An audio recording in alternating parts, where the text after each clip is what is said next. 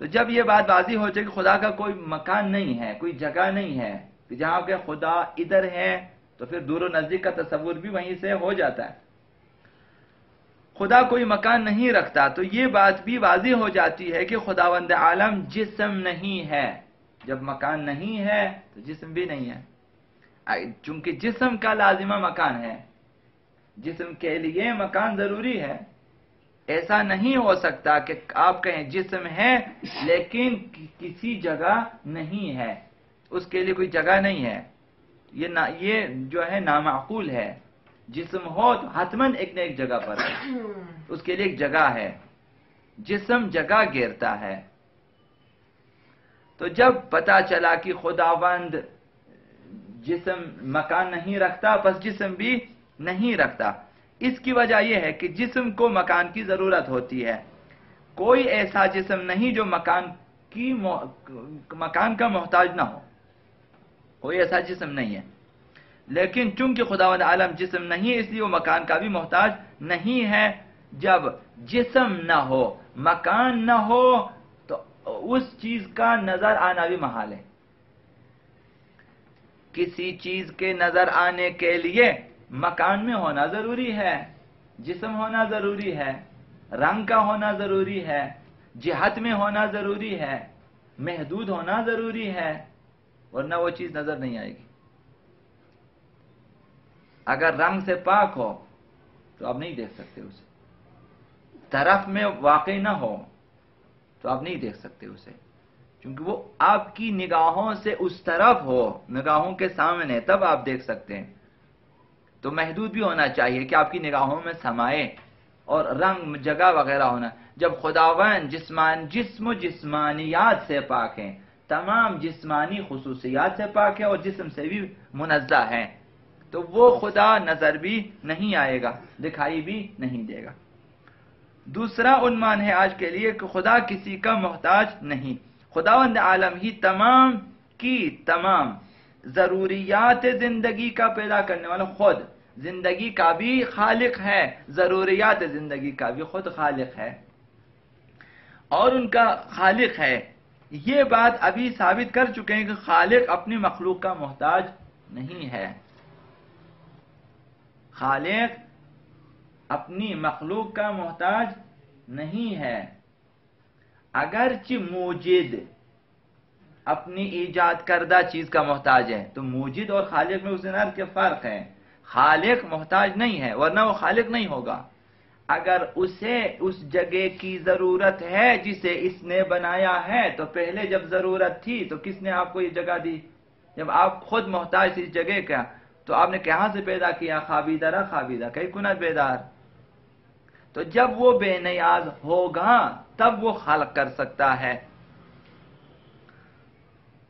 تو حیات اور لوازمات حیات، جسم اور لوازمات جسم، زندگی اور لوازمات زندگی، سب کا خالق خود خدا ہے، وہ اپنی مخلوق کا محتاج نہیں ہے، چونکہ خداوند عالم تمام چیزوں کا خالق ہے، لہذا وہ کسی شے کا محتاج نہیں ہو سکتا۔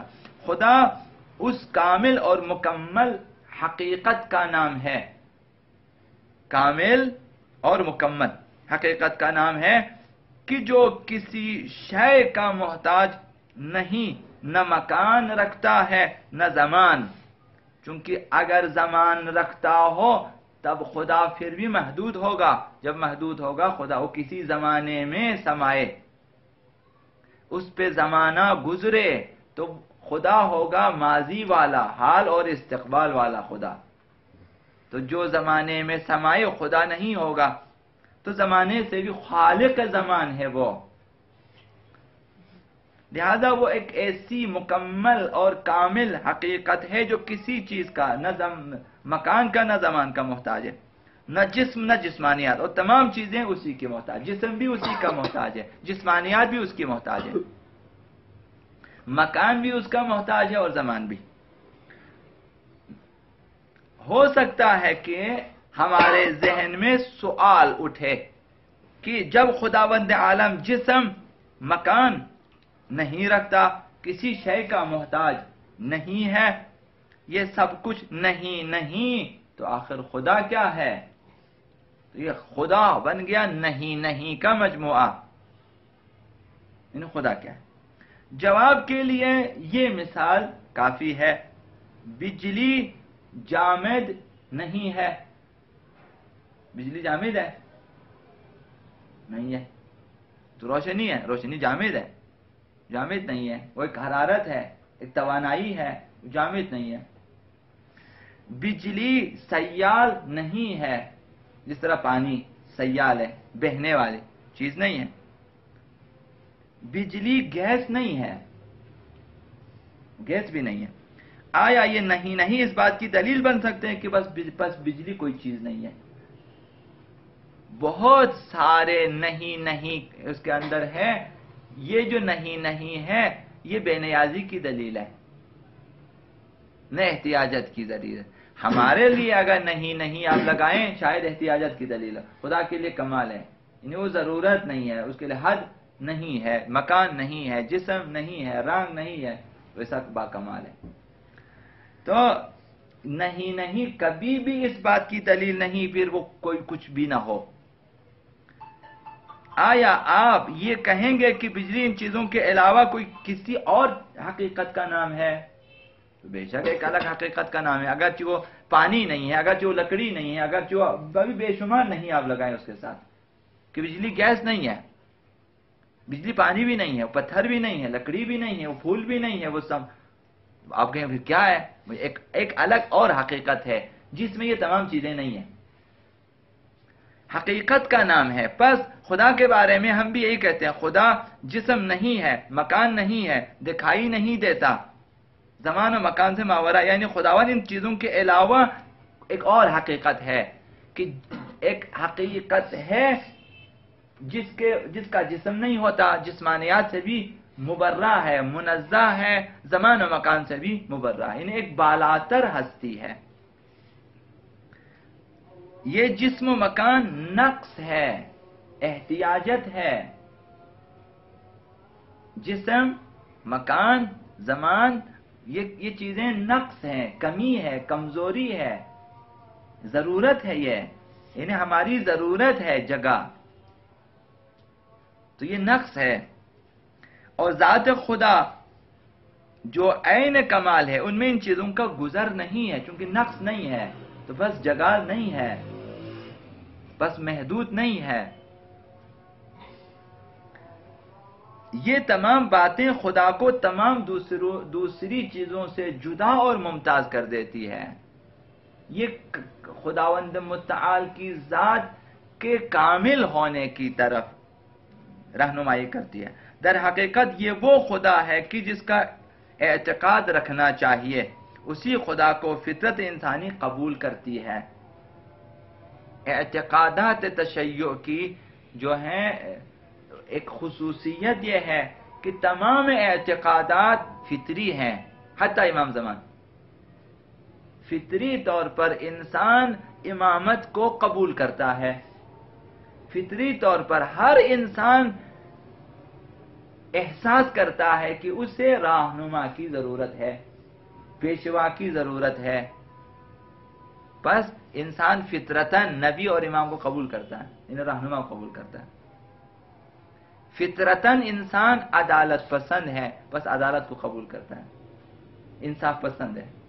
فطرتاً انسان ظلم کو فطری طور پر انسان ناپسند کرتا ہے.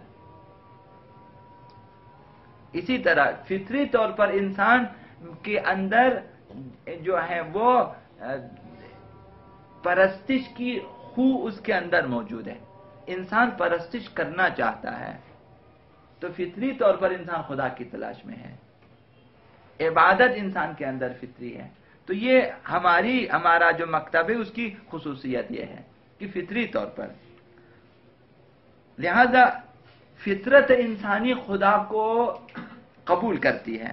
ہر عاقل اور منصف مزاج اس حقیقت کے سامنے سربسجود ہے کہ ہے کوئی حقیقت جس نے یہ سارے رنگ پیدا کیے ہیں، یہ ساری ہستی اس نے پیدا کی ہے. وہ لوگ جو خدا کے لیے جسم، فرزند اور دوسری بشری صفات کے قائل ہیں، حتیٰ کہ کرسی کے قائل ہیں، حتیٰ کہ قائل ہیں کہ خدا کی کرسی آواز بھی دے دیتی ہے، حتیٰ کہ جو ہے قائل ہیں ابن عربی جیسے عارف جو ہیں، اس کے جو طبقات کبریٰ وغیرہ ہیں، تو یہاں پر آپ دیکھیں گے اس کے بارے میں کہ خدا نے کہا کہ ابن عربی تو آ جاؤ میری سیٹ پہ، میں آتا ہوں تمہاری سیٹ پہ، اب تو خدا ہے میں بندہ ہوں۔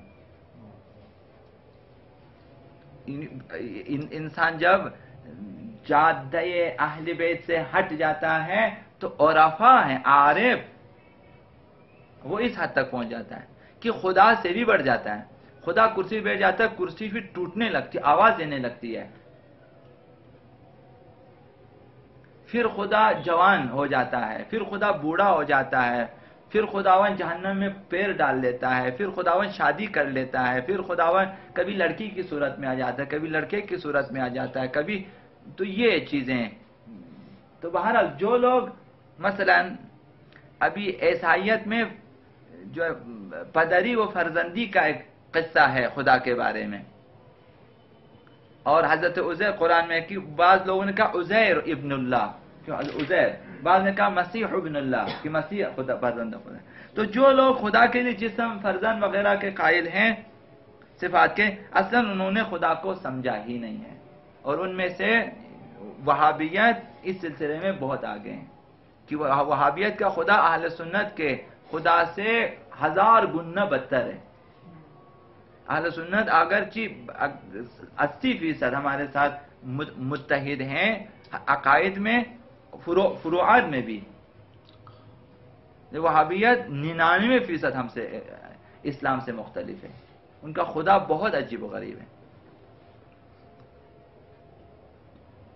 تو جو لوگ خدا کے لیے جسم و جسمانیات کے قائل ہیں، حتیٰ بہت سے اہل سنت مکاتب میں بعض گروہ جو رؤیت خدا کے قائل ہیں بروز قیامت، بعض لوگ حتیٰ دنیا میں رؤیت کے قائل ہیں، حتیٰ بعض لوگ رؤیت خدا کے دعوے دار ہیں، ہم نے دیکھا ہے خدا کو، تو انہوں نے خدا کو در حقیقت پہچانا نہیں ہے، اور یہ لوگ اسلامی تعلیمات سے کس قدر دور ہیں۔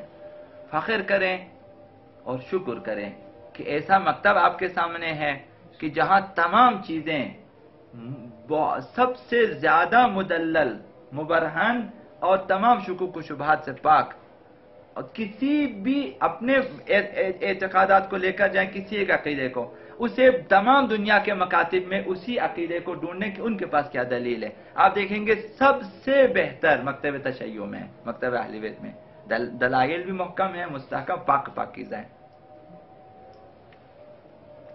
چونکہ دنیا کے سامنے خداوند عالم کا صحیح تصور پیش نہیں کیا گیا، جس کی بنا پر مادہ پرست وجود خدا کے منکر ہو گئے۔ اگر ان کے سامنے صحیح معنوں میں خدا کے عقیدے کو پیش کیا جائے تو عجب نہیں کہ یہ لوگ حقیقی خدا کے سامنے سربسجود ہو جائیں، اور انشاءاللہ ہو جائیں گے۔ دنیا ترقی کرتی جائے گی، جنہوں نے علمی ترقی کی ہے علم میں، نہ کہ شہوت اور خواہشات میں۔ ہم لوگ اس